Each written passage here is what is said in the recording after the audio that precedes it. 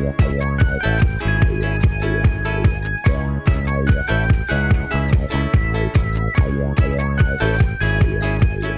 I'm Stan Stolniker, and with the Hub Culture Paris Pavilion during COP21, joining me now is Michael Meehan from the Global Reporting Initiative, Chief Executives. Thanks so much for joining us today. Thanks for having me. How are you doing? I'd love to talk to you a little bit about your view on COP21, and specifically, we've been looking at risk here. That seems to be the big topic, but you guys are focused on impacts. Yeah, absolutely. So GRI is a multinational organization that works with thousands of organizations around the world in about 93 countries.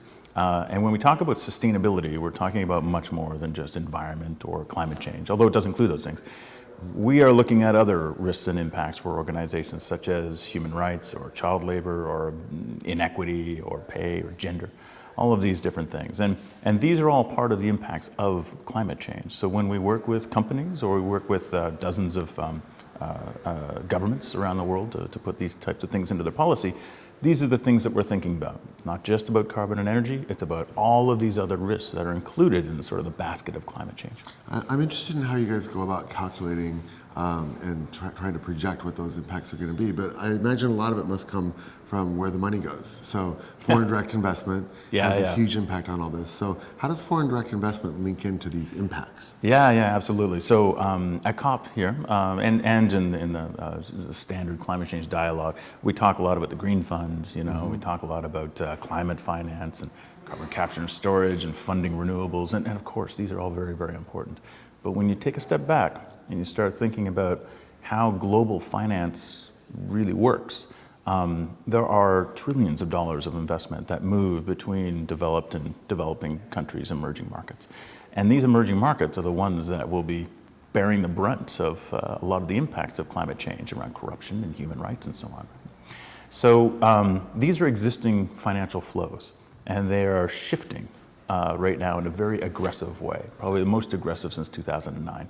Right. And so we need to ensure that there are the appropriate filters on that investment to be able to handle the impacts of climate change. So, for instance, if you're going to put $6.3 billion of FDI into the Philippines, right, which is what they did last year, you need to ensure that there's a filter between that money and the recipients of that to ensure that human rights, climate change, environment, corruption, that these things are being taken into account. And that filter is more important than ever. Yeah, now. I mean, I would say that's absolutely crucial as these numbers grow and as the impacts grow. How are you guys managing data in all of this? Because you must be generating a huge amount of data based off of the work that you're doing. And it's incredible. How is that like fitting into this? Yeah, so when you think about the work product of GRI, right? GRI is essentially a standard, right? But in a data perspective, the way to think about GRI, it's the architect, really, of the world's sustainability data, right? It's almost all companies use it, all stock exchanges, all of these organizations are pumping out terabytes of data using this standard. Now, traditionally, the only vehicle that these companies have had to be able to put this data out has been in a sustainability report, which has been fantastic, right? GRI has been around for 20 years doing this. But the work product, the output of that is a PDF, right? A stack of paper, which has been valuable, but how do you get the information out of that? Well, there's an entire industry that's grown to basically dissect that, get the data out of that paper report, combine it with other data, and sell it as intelligence. This is what Bloomberg does in their terminals. The ESG information comes from GRI, right? So wouldn't it make more sense to be able to digitize that, right? To be able to have data coming directly from the companies, and one output of that data is a report, of course. But another output of that data could be anything. You could put that data into investment prospectus. You could put that data into marketing material or a business plan or whatever you want, not necessarily a sustainability report. And you're talking about thousands and thousands. Our database has 30,000 companies in it right now. Just think of all that data and all the intelligence that you can get from that once you liberate that from the report. And as you work on this transition to make this more accessible, where could someone go to find out more about GRI and green reporting? Yeah, so we have, globalreporting.org is the website, but that's for the Secretariat, and we've got offices all over the world. But we have a particular thing around the technology, which could be particularly interesting.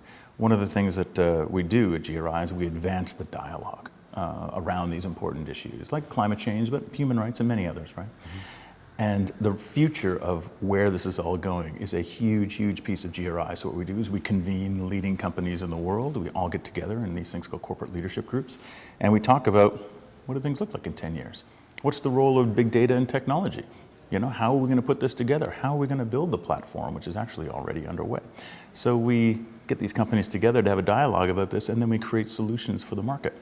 Right? So we're a convener in that way, and we work with the world's largest companies and the world's leading governments in creating these things. And so the corporate leadership groups is really the place to start to engage. Right, okay, so corporate leadership groups. Fantastic, thank you so much, Michael.